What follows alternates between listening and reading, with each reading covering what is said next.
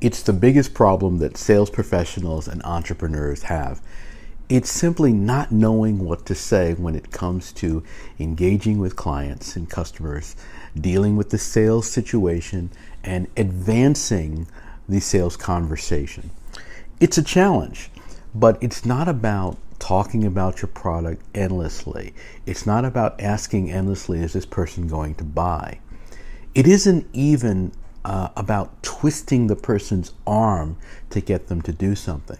It's probing, it's asking questions, it's demonstrating, it's trying to get to the real issue, it's reassuring, it's engaging in a way where you are uncovering what the real issue is, what the real thoughts are, and then figuring out how to reassure that client and get them to move forward.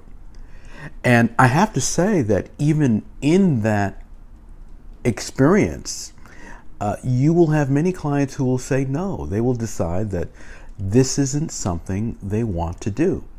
We've been talking about price and the importance of price, and what I should say is the relative insignificance of price when it comes to how you position yourself in the market and how you interact with clients, because price is something that will come up immediately, but you have to become adept at handling price.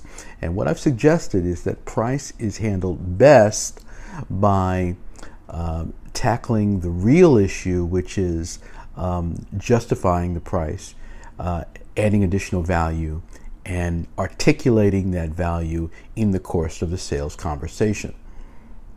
Now, even when it comes to price, if you don't know what to say to engage and have that conversation, the price issue is going to prevail, and you're going to have some people who are just not going to buy. That's just one of the realities of selling. So you have to understand that everyone that comes to you is not going to buy on your terms, but you have to do the best you can to service that client, to reassure that client, to answer questions. And in your arsenal should be lots of details that help that client understand the value that they are getting in engaging with you relative to someone else. Now, is this something that is going to come to you in the moment? Probably not.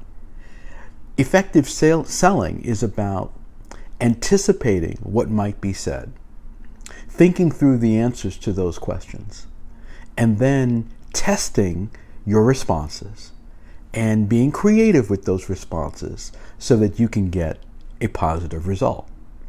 That's what effective selling is. It isn't magical. It isn't that you say this and then that person will magically say, oh yes, I'll buy it. Now, there are some things that you can say that will help that person understand that maybe the objection they've raised is not one that's relevant. For example, many years ago, I was buying something from someone, and when they told me the price, I said to them, my goodness, that's really expensive.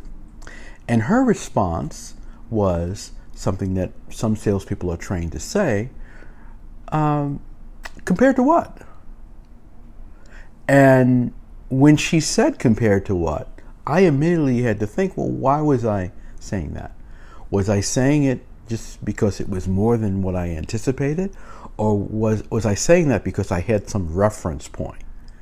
And then when she started to talk about what would be involved in having this result without this product, I started to think about it, and I realized, oh my goodness, yeah, relative to the cost of not having it, this would really be a problem. Now, I didn't respond to her. I didn't immediately say yes, but that compared to what stuck in my mind, and later I came back to her and made the purchase.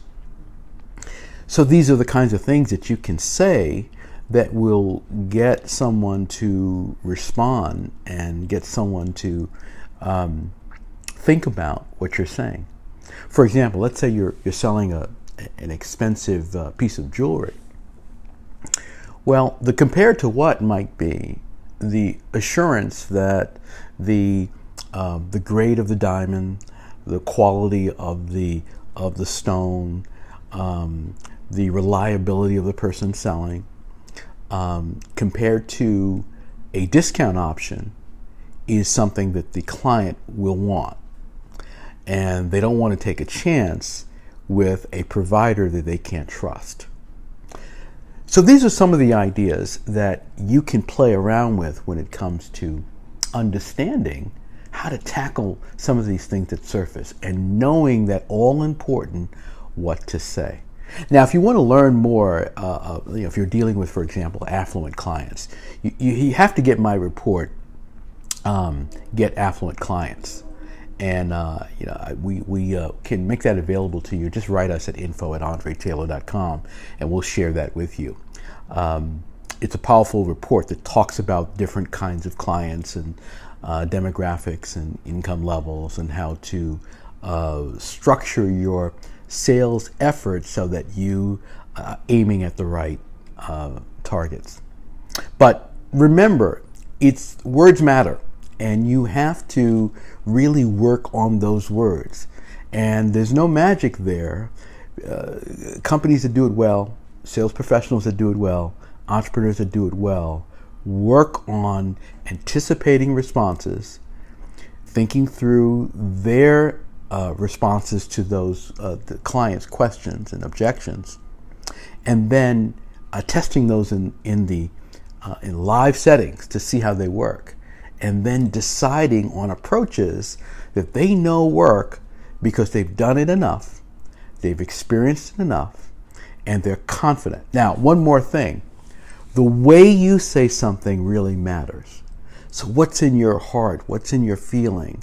Are you really trying to help the person, or are you just trying to move things along? Very important, and clients can pick up on that. So think about what to say. Think about how you say it. Make sure that you test what you say in real settings and work on it. That's the key to understanding how to do it well. If you like this tip, give me a thumbs up. Let me know that you liked it. Share it with someone in your network. Make sure you subscribe to my channel because I have a lot more coming. I'll see you next time.